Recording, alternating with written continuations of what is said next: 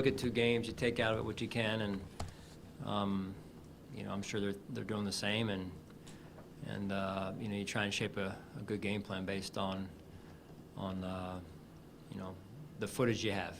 I know the situation is totally new to everybody. Leslie talked a little bit on Monday about you don't want to overload the guys with new stuff. How do you kind of bridge we had a game plan and we want to do this stuff with, like you said, you're talking about looking at these 2 games and finding new things for this one? Yeah, I mean, again, it's so late in the season. You try and stay true to who you are and play to your strengths, and you know, I think that's important. Just injury-wise for practice today, I know it's a walkthrough, but Yeah. everyone not expecting to participate today. Yeah, no, everyone will be out there in some capacity, and the guys that were banged up, I think most of those guys, if not all of them, are improving. How would you characterize, and we talked a little bit about this obviously before the last game, but what makes Joe Burrow unique, in particular kind of how he's in sync, maybe the timing with that receiving core? Yeah, I mean, their skill is off the charts. You know, Joe and what he's accomplished to this point as a quarterback in this league, and you know, extremely smart, accurate. The list goes on. He's an elite quarterback for good reason, and you know, then the skill that they have with the receivers, the tight end, the backs. You know, there's as skilled as there is in the league. Sean, would you characterize this maybe as Tremaine's best season? I mean, I know it's his 5th year, he's a veteran now, you're supposed to get better, but it just seems like he really has taken a big leap this year. All across the board. Yeah, I would agree. He's done a real nice job, leadership-wise. Down a little bit on what- Yeah, I mean, leadership-wise as well, and just really his maturation, his development. He's done a real nice job. Can you describe how difficult it is in these in pass coverage, I mean, for the other teams with that?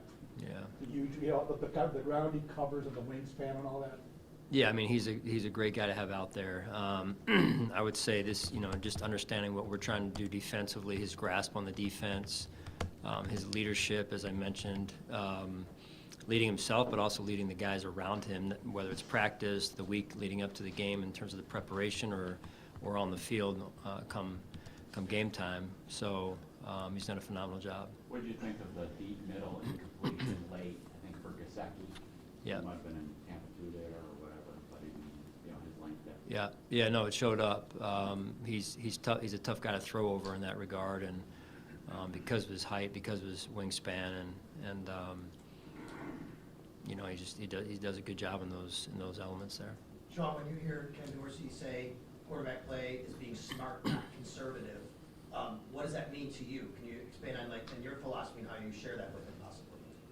Yeah, you know, you don't want to, for lack of a better way of saying, put the handcuffs on someone, and there's a balance there of you prepare to, you put the work in, and there's calculated risk, but calculated being the key word there. So,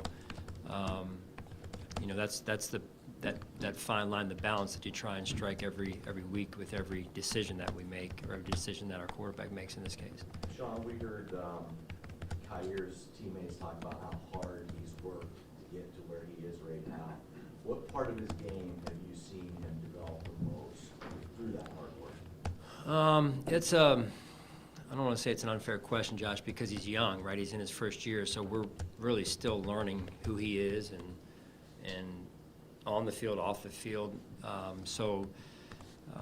That happens during the first year, where you're seeing players in practice, you're seeing players off the field, you're then seeing them in games, you know, regular season and now postseason, and really he's revealing himself to us, and we're, you know, our awareness is heightening in terms of who he is. So I think it's all good stuff. His work ethic was noticeable right from the start. I know it's been well documented what he did at the combine with his notebook and everything, and probably blown out of proportion a little bit with respect, of course, with Kyer. But like he puts in the time, and I think if you want more, you got to put in more time, and he puts in that time. Were you pretty confident the whole time that he would get there eventually, just because of the work that he was putting in? Well, I think get there is a loose term, right? So, talking about a first-year player, and I mean, it's like it is for all of us. We're always trying to improve, always trying to grow. You never really get there, and when you think you're there is when you're not there. So, I think that process of just continuing to push, continuing to learn, continuing to stay humble. And hungry is an important mindset. What have you seen out of Dawson the last stretch? Yeah, just, I think confidence and Josh and Dawson being on the same page with things and extremely comfortable with one another and where Dawson's going to be. And I think that just that rapport that those two have is very strong. What did you think of the blitz pickup by Devin and Cook against Miami? Oh, man, they were bringing some pressure, and I thought all of our backs did a really good job, and in particular, Devin did a strong job. He played really strong this past week. I was proud of him, and, he's a big component to our offense. Sean, was there a sense from you, maybe your coaching staff, that you kind of dodged a bullet Sunday with the turnovers, some of the drop passes, but mainly the turnovers? You got 30 this year. Did you feel like you maybe dodged a bullet there? Yeah, I mean, that's not the way to live your life if you want to win games. It's proven in the NFL. And so I trust our players, though, that they're going to get it corrected and take great ownership of it. Is that something you need to, at this stage, given what this group has accomplished and the program you've established here? I mean, do you need to, is that something you need to work on this week in practice, or do you even need to remind them? To what degree do you have to address that, and how? Yeah, valid question based on how it's been trending, right? And, if I told you it helped in the weeks that I talked about it, I'd be lying. If I told you that it didn't help in the weeks I didn't talk about it, it'd be an inaccurate tendency there. So it's like I just trust the players. I trust the guys that they're gonna take ownership of it. And as we move forward here, I've got a tremendous amount of belief in them. How do you see them take ownership of that? Like, what does that look like with Josh? Well, I think earlier Sal, was the one that talked about smart, not conservative, and there's calculated. Anytime you have the ball in your hand, there's calculated risk involved. There's risk involved overall, and it's just an important piece of winning games. Is complementary football, and it's clear that we make it awfully hard on ourselves sometimes. Which the good part of that is that we figure out ways to win in spite of that sometimes. So, but the reality of it is it's something that you can't continue to do and expect to win games. And it is something that's been addressed directly, indirectly, and will continue to be addressed one way or the other as we continue down the road here. Not to harp on it all, but the first 5 games of the winning streak, you guys had 3 turnovers total in those 5 games, and it's been 3 each the last 3. What was going so right the first 5 games before these last 3? I think I was going to church more than. Well, you better get that to church. Yeah, I'll be there twice. I'll be there twice this week. No, I mean, like I said, if I knew what it was that got us through that versus what it's been, and I'd be doing that. But again, I just come back to, for me, it's we've got players that know what's expected, and I trust them to take ownership of it. Sean won some pretty big playoff games on the road last year, and some tough places to play they've won this year.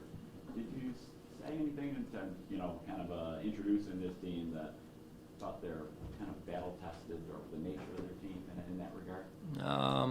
We have a tremendous amount of respect for them. They're the reigning AFC champions, so I think that really is all that needs to be said in terms of the amount of respect that we have for them. Sean, how do you deal with whatever lingering emotional residue there might be from 3 weeks ago, and knowing how that game ended, and now facing the same team yet again? We're humans, and we know that Hamlin's thoughts are still up front in a lot of people's minds. And how do you deal with that and address the team with that? Well, I think the guys are in a good spot. DeMar's in the building now, almost starting daily, and so that's good news. And as he continues to improve, I think those are that certainly helps. So that's going to be, I mean, that experience we'll carry that with us. And there's a challenge to that, but there's also a lot of good that came from that. And I think right now we need to focus on the positive and the positives that came out of that, as opposed to the other piece of it right now. What were, in your mind, the positives? Just, I guess team bonding, but just how the team came together. In your words, what were the positives? Well, I think just as a world, I mean, I think the biggest thing I learned as a human was, like I've said before, when people can put aside their agendas for the common good of accomplishing one goal, we can be pretty good as a society in America and in the world for that matter. So, I mean, I'm 48 years old. I shared the story with my kids on Sunday after the New England game because that's when I had a chance to slow down. And when you can go through your life 48 years and not really have an experience like that, and then that happens, you know God's real, and you know that there's power in prayer, and miracles do happen. Sean, when you say that DeMar is in the building almost daily now, can you describe that a little bit for us in terms of how he's coming along, what he's able to do, what the interaction Yeah, is I like? mean, it's limited just overall, but he comes in and really just started really today or yesterday and just trying to get back to a little bit of a routine and just getting himself acclimated again and taking it one step up, baby step at a time here. Is he in meeting rooms or No, nothing like that? No, just kind of, getting himself, dipping his toe back in here and, getting on the road to just getting back to himself. Sean, how rewarding is it as a coach when you see like Terrence play where he punches the ball out?